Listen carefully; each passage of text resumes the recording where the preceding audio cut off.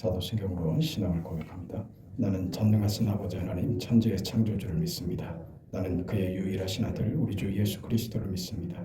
그는 성령으로 잉태되어 동정녀 마리아에게서 나시고 본디오 빌라도에게 고난을 받아 십자가에 못 박혀 죽으시고 장사된 지 사흘 만에 죽은 자 가운데서 다시 살아나셨으며 하늘에 오르시어 전능하신 아버지 하나님 우편에 앉아 계시다가 거기로부터 살아있는 자와 죽은 자를 심판하러 오십니다. 나는 성령을 믿으며 거룩한 공교회와 성도의 교제와 죄를 용서받는 것과 몸의 부활과 영생을 믿습니다. 아멘. 432장 찬송.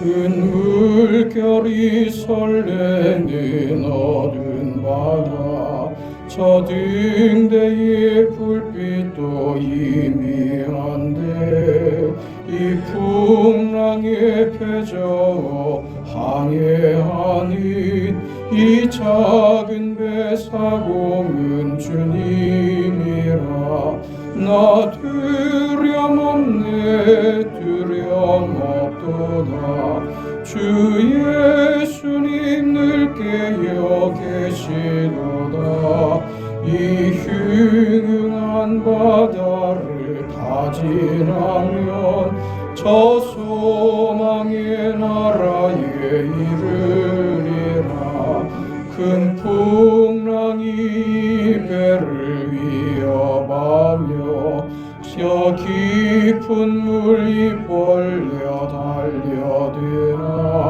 이 바다에 노저 항해하는 이 작은 배 사공은 주님이라 나 두려움없네 두려움없도다 주 예수님 늘 깨어 계시도다 이 흉흉한 바다를 다 지나면 저 소망의 나라에 이르리라 큰 소리로 물결을 명하시면 이 바다는 고요히 잠자리라 저 동력이 환하게 밝아올 때 나 주 함께 이 바다 건너가리 나 두려움없네 두려움없도다 주 예수님 늘 깨어 계시도다 이 흉흉한 바다를 다 지나면 저 소망의 나라에 이르리라.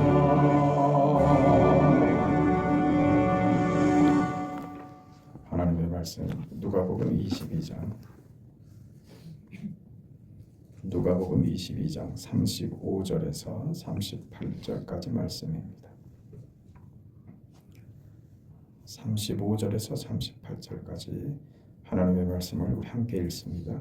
그들에게 이르시되 내가 너희를 전대와 배낭과 신발도 없이 보내었을 때에 부족한 것이 있더냐 이르되 없었나이다. 이르시되 이제는 전대 있는 자는 가질 것이요 배낭도 그리하고 검없는 자는 겉옷을 팔아 살지어다. 내가 너희에게 말하노니 기록된 바 그는 불법자의 동류로 여김을 받았다 한 말이 내게 이루어져야 하리니 내가 관한 일이 이루어져 감이니라. 아멘.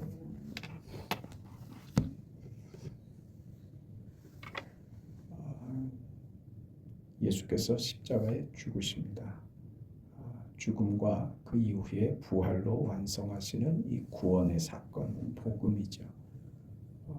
그 복음을 이제 우리에게 허락하셔서 예수께서 복음을 그렇게 만드셨던 것처럼 완성하셨던 것처럼 이제 내가 죽으면 너희가 이제 이 복음을 전하고 복음을 확장시키는 일, 다시 말해서 하나님 나라의 계속되는 건설, 하나님 나라의 중단 없는 진행, 하나님이 역사를 완성하시기까지의 그 남은 역할을 너희에게 맡긴다. 복음을 부탁한다. 이렇게 되는 것이죠.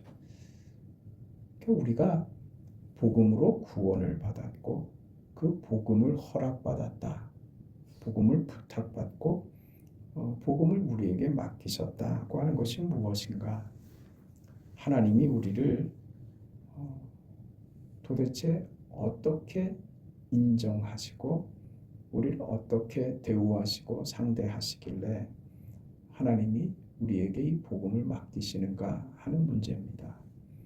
그러니까 이제 우리의 인생 현실을 사는 우리의 세상 속에서의 우리의 삶이라고 하는 것은 단지 이제 예수 믿었으니까 구원받아 천국 간다. 이 땅에서 그럭저럭 잘 살다가 천국 가면 그만이다 라고 생각하는 것은 정말 우리 신앙의 삶을 아무것도 모르는 겁니다. 단지 천국 가는 것, 그것이 대단히 중요한 일이고 결정적인 것이고 그 사실이 없이는 그 우리의 정체성을 확인할 바가 없지만 그러나 그것으로 끝나지 않습니다.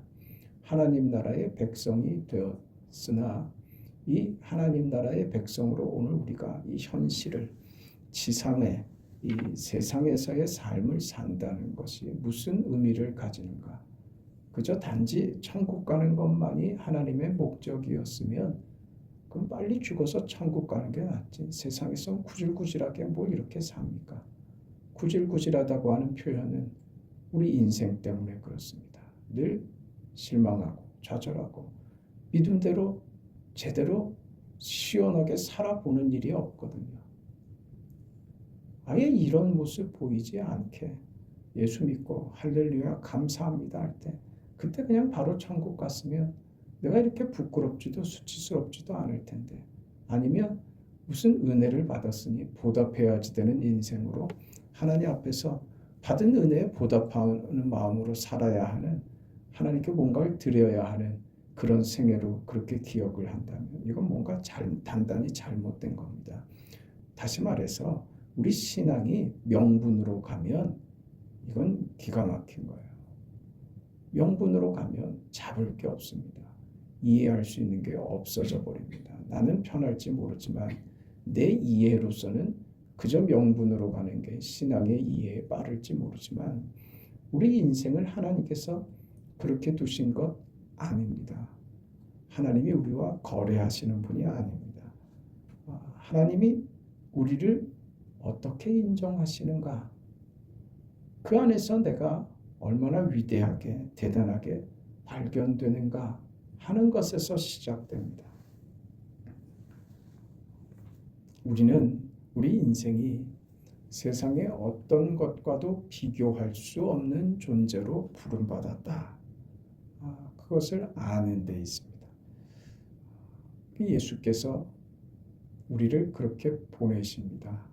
요한복음에도 보면 이 내용이 나오는데 17장 18절부터 보면 아버지께서 나를 세상에 보내신 것 같이 나도 그들을 세상에 보내었고 또 그들을 위하여 내가 나를 거룩하게 하오니 이는 그들도 진리의 거룩함을 얻게 하려 함이니라. 내가 비옵는 것은 이 사람들만 위함이 아니요 또 그들의 말로 말미암아 나를 믿는 사람들도 위함이니 저들에게 내가 성부 하나님께로부터 보내진 것처럼 나도 제자들 저들을 세상 가운데 내가 보내진 것처럼 내가 저들을 보낸다.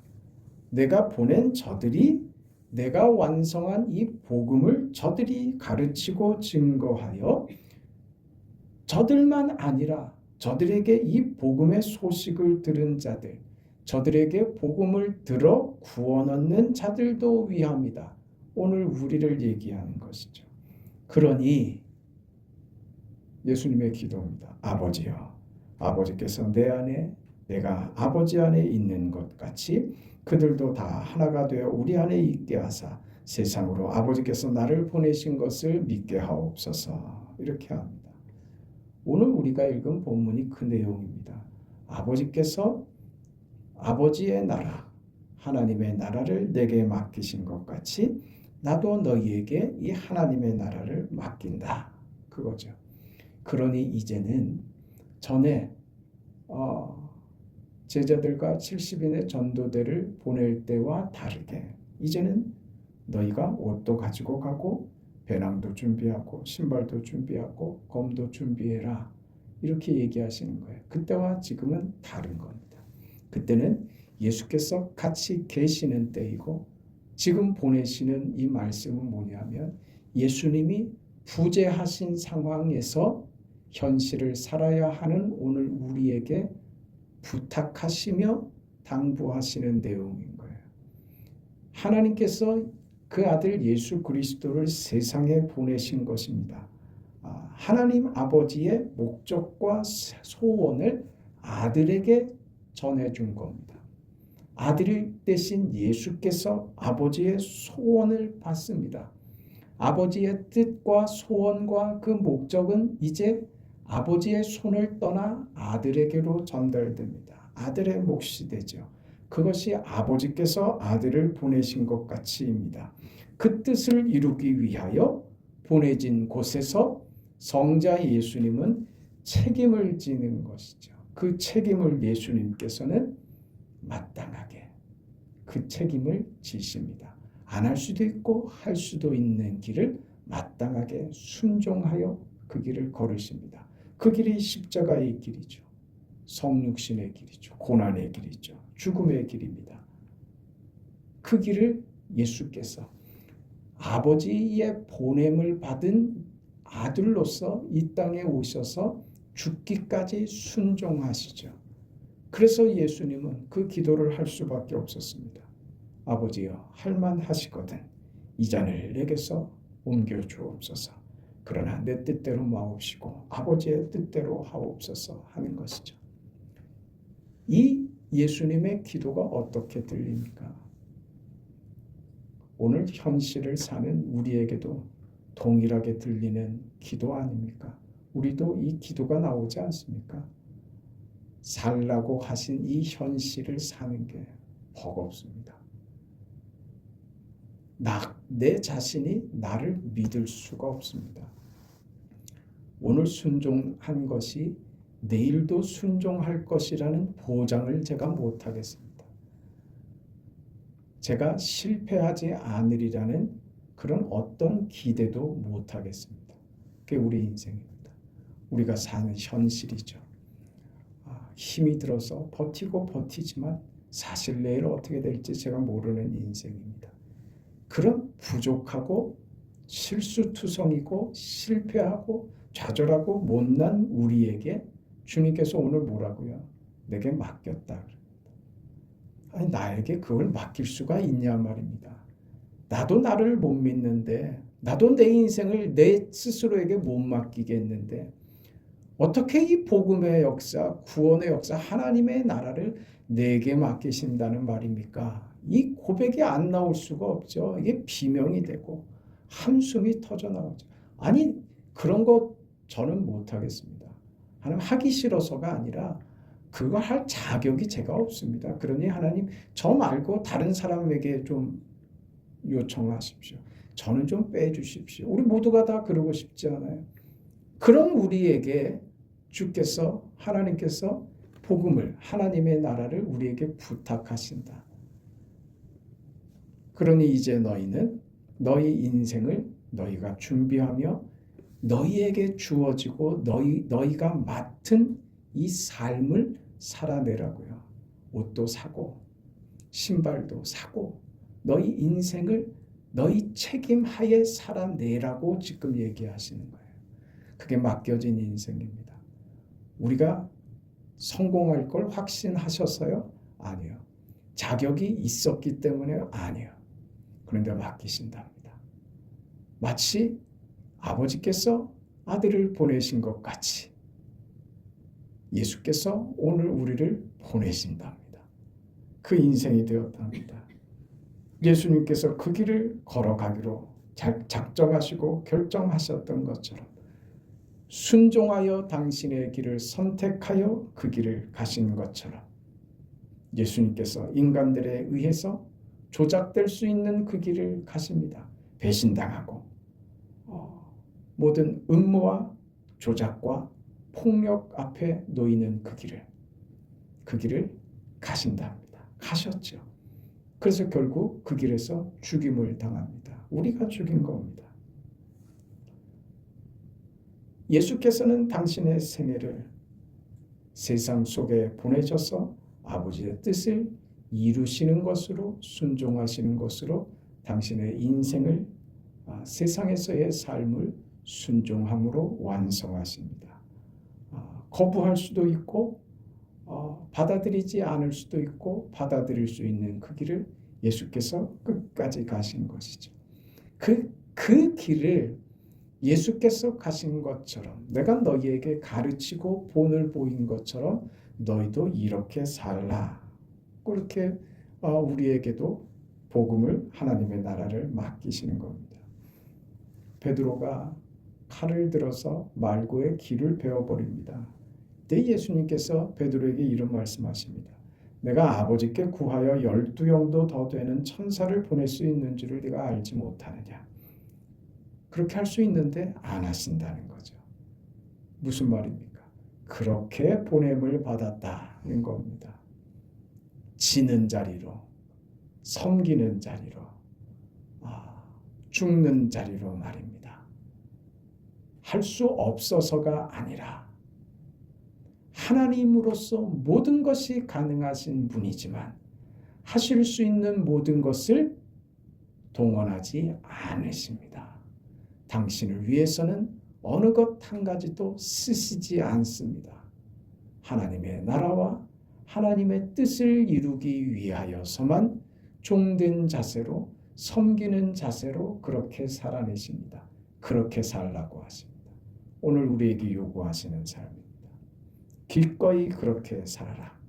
모든 고난과 선택을 아버지께서 아들에게 위임하신 것처럼 이제 그 아들 되신 예수님께서 아버지의 뜻을 이루기 위해 오늘 우리에게 그 뜻을 이루라고 우리를 보내시는 겁니다. 우리가 그렇게 보냄받은 겁니다. 우리 인생과 현실을 이렇게 이해하지 않으면 단지 은혜 받았으니 보답해야지 하는 명분으로 갔다가 되면 우리는 이 현실과 고단함을 이해할 수가 없는 거예요. 도대체 예수 믿는 게 무엇인가를 알지 못합니다. 생각대로 되는 인생입니까? 수고하고 애쓰면 마음이 좀 편해지고 그 결과가 내게 뿌듯하게 다가와야 당연한데 인생을 살다 보면 그렇지 않더라는 거죠. 하나님 도대체 이건 무엇입니까? 하는 때가 한두 번이 아니라고요. 우리 어제 살펴봤던 욥의 인생을 통해서 배우게 하시는 거죠.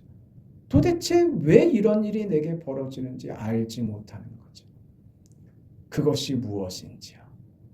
단지 우리는 세상에서, 현실에서 어려움 당하기 싫고 실패하기 싫고 힘든 일을 겪기 싫습니다. 성공하고 싶고 보란듯이 떳떳하고 당당하게 사람들 가운데 인정받는 사람으로 서는 것이, 이것이 하나님이 나를 통해서 영광 받으시는 것이라고 아주 지어내죠. 만들어내죠. 그건 내 기대고 내 욕심이지 하나님의 마음이 거기 있다고요. 누가 그럽니까?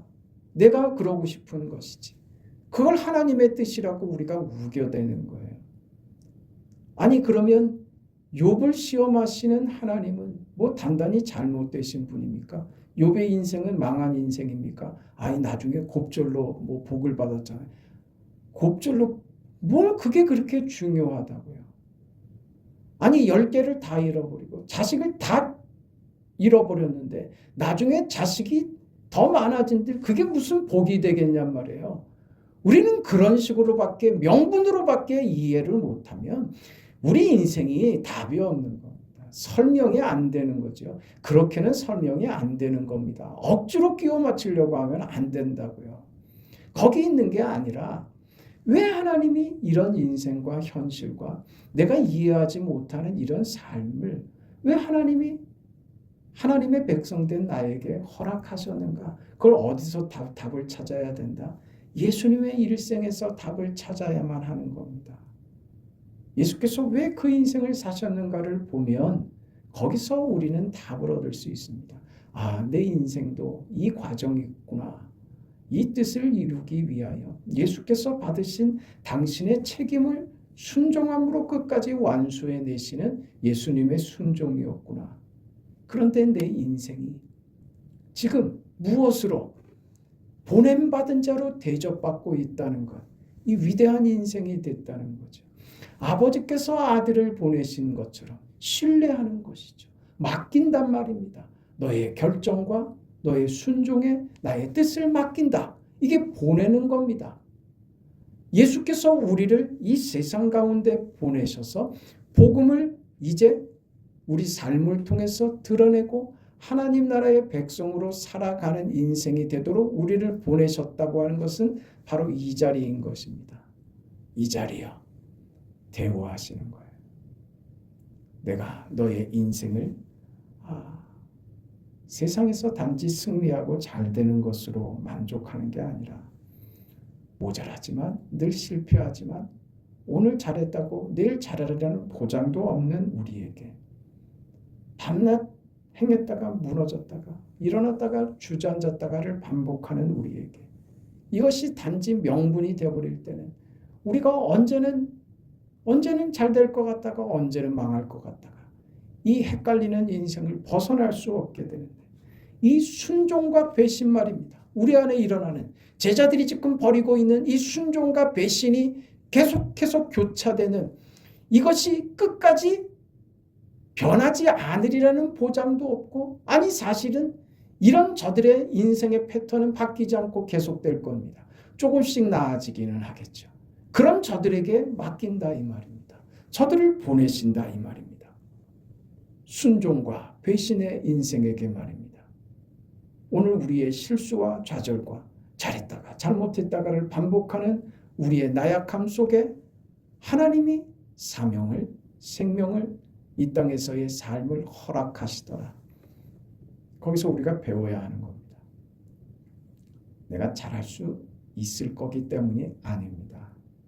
내가 자격이 되기 때문도 아닙니다. 그 자격은 하나님이 우리에게 붙여주신 겁니다. 허락하신 겁니다. 무슨 너는 이제 세상에 속한 삶과는 전혀 다른 인생이 되었다. 너는 나에게 속했다. 나에게 속해서 이제 내가 가진 소원과 기쁜 뜻이 너의 것이 된 것이다. 네가 하는 결정과 판단과 너의 삶이 나의 소원을 이루는 방식이 되었다. 내가 너에게 그 결정권과 그 충성과 그 순종을 그래서 이룰 하나님의 나라를 너에게 맡겼다 이러시는 겁니다. 그럼 우리가 해낼 자신이 있나요? 아예 하나님 못하겠습니다. 이게 당연한 우리의 대답이죠. 아버지여 할만하시거든 이 잔을 내게서 옮기시옵소서. 주님의 기도처럼 말이에요. 우리는 늘 그렇죠. 그러나 이 사실을 안다면 그런 줄도 알면서도 하나님이 내게 부탁하셨다. 그런 인생으로 내게 허락하셨다는 것은 무엇이냐면 그런 못남마저도 하나님은 하나님의 뜻을 이루시는 방편으로 도구로 만드시더라 하는 겁니다. 실수하지 않을 이유는 내게 있는 게 아니라 하나님께 있는 겁니다. 그 하나님께서 우리에게 맡기셨다고 하는 것은 너의 결정에 너의 순종에 내가 너를 도구로 너를 통하여 하겠다는 하나님의 의지를 보이신 거예요. 우리가 그 인생을 받았다 이겁니다. 그러니 실수했다고 망했다 이거 아니라 말입니다. 실수해도 좋다. 아니 그 말을 하자는 게 아니죠. 이 자리에 있다는 것을 내가 안다면 실수했을 때 오늘 베드로가 배신을 통해서 깨닫는 것처럼 말입니다. 나의 실수와 나의 배신이 얼마나 이것이 참담한 일인가 하는 것을 알게 되는 거예요. 내가 받은 인생이 무엇인지 알게 된다면 그러면 배신한 자로서 아무렇지도 않게 그냥 넘어갈 수 없는 겁니다. 배신한 베드로는 피를 토하는 마음으로 하나님 앞에 주님 앞에 서서 애통하죠. 이것이 얼마나 그릇된 행동인지 이것이 얼마나 잘못된 행동인지 자신을 바로잡으려고 몸부림치죠. 그것이 있는 겁니다. 이게 없는 인생은 자기 인생이 아무것도 아닌 거예요. 하나님과 관계없이 내 인생 내 것이라고 내 것으로 사는 인생이니까 오늘 망했으면 뭐 그냥 내 거 하나 어디 손해본 걸로 그친다고요. 그게 아니란 말입니다. 그 인생이 아니라 한 가지 잘한 것은 또 무엇이 됩니까? 하나님께서 나를 통하여 이루신 하나님의 영광의 뜻입니다. 하나님의 계획과 그 목적과 그 소원이 나를 통해서 오늘 이렇게 이루어지신 게 되는 겁니다. 그게 오늘 우리가 받은 인생입니다. 주께서 우리를 보내신 인생이고 주께서 우리와 함께 하시는 인생이 된 겁니다. 그러니 부족함을 자책하고 씻어내는 것이 전부가 돼서는 안 됩니다. 우리가 어떤 존재인지를 알아야 됩니다.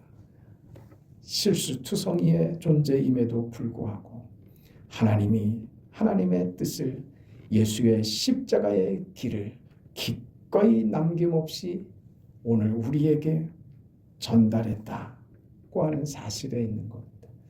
하나님이 그 아들 성자 예수님이 그 마음과 뜻을 오늘 나에게 다 담아주셨다.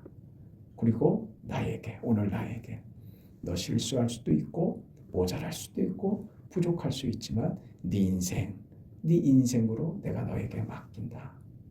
너에게 책임을 지운다. 네 인생으로 한번 살아봐라 하시는 거예요. 어떤 사람은 죽기를 다하여 충성하며 살아가는 인생도 있을 것이고 어떤 사람은 잠만 자는 게으름의 인생도 있을 것입니다. 나중에 뒤돌아봤을 때 하나님 앞에 한 것이 없어서 부끄러움만 남을 인생도 있을 겁니다. 누가 선택할 거예요? 나의 선택입니다. 순종하건 순종하지 않건 오늘 하루를 10만큼 살지 하나만큼 살지 누가 결정하는 거예요? 내가 결정합니다. 그러나 그 결정하는 대로 우리의 운명이 끝나버리도록 내버려 두지 않으시는 그 하나님 때문에 그래도 넘어지지 않고 버텨내며 살 수 있는 겁니다. 그러나 삶을 만들어내는 오늘의 현실과 우리의 하루하루는 주님의 손에 달려있는 그 인생은 누구에게 허락되었다. 오늘 나에게 허락된 인생이다. 그 인생 오늘 하루도 부끄러움 없이 보람 있게 하나님 앞에 하나님 이런 인생 오늘 하루도 살아갈 수 있도록 허락하셨으니 감사합니다. 유혹이 많았습니다. 제 게으름 때문에 망칠 뻔도 했습니다. 하나님 그러네 좀 뿌듯한 하루였습니다. 지켜주셔서 감사합니다. 내일도 더 뿌듯하고 보람 있는 하루가 되었으면 좋겠습니다.